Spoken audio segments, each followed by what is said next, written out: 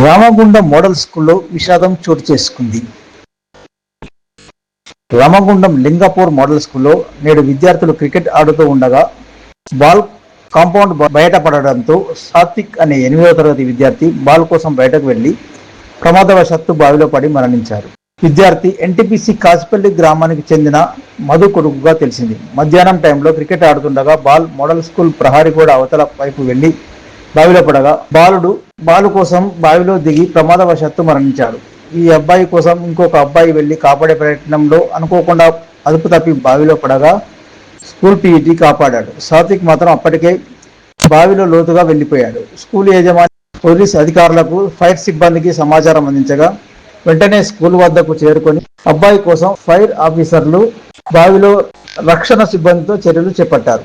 పాదాల గరిగతో గాలించి అబ్బాయిని బయటికి తీశారు. విద్యార్థి మృతి పట్ల మోడల్ స్కూల్ విద్యార్థులు తల్లిదండ్రులు విషాదంలో కన్నీరు మున్నీరయ్యారు. తమ అబ్బాయి మృతికి స్కూల్ యాజమాన్యం నిర్లక్ష్యమే కారణమంటూ అబ్బాయి బంధువులు స్కూల్ ముందు ఆందోళన చేపట్టారు.